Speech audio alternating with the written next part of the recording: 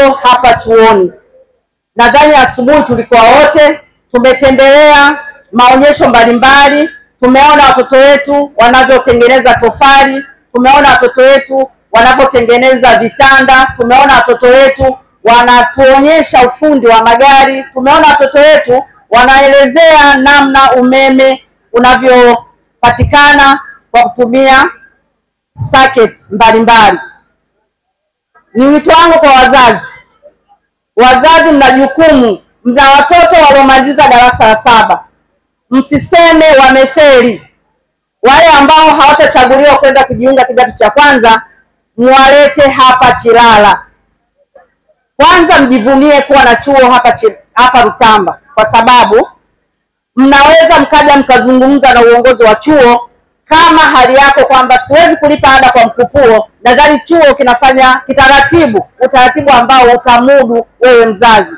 Tukichukulia kwanza hiki chuo tunathamini watoto wetu wa Lindi kwanza waweze kupata nafasi.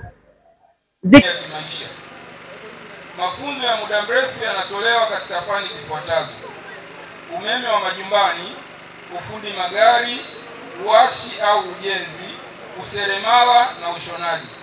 Mafunzo ya muda mfupi. Chuo kinatoa mafunzo ya muda mfupi katika kozi ya kompyuta, ushonaji, umeme wa majumbani, ufundi magari, uashi, useremala. Washiriki. Ndugu mgeni rasmi, chuo kina jumla ya washiriki wa muda mrefu 30 ambao wasichana ni 5 na wavulana ni 25 ambao wote wanahitimu leo.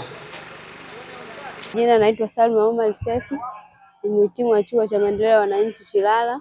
Nimehitimu katika ngazi ya 2 katika ufundi wa umeme wa majumbani. Namshukuru Mwenyezi Mungu na nawashukuru wazazi wangu kwa kunileta katika chuo hiki.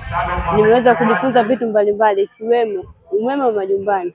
Katika umeme wa majumbani tumeweza kujifunza vitu mbalimbali kama kuwa mafundi bora. Kwamba msichoke kuwaleta watoto katika chuo cha maendeleo cha wananchi Chilala ili waweze kuja kujifunza ufundi stadi na hizi kuelewa zaidi.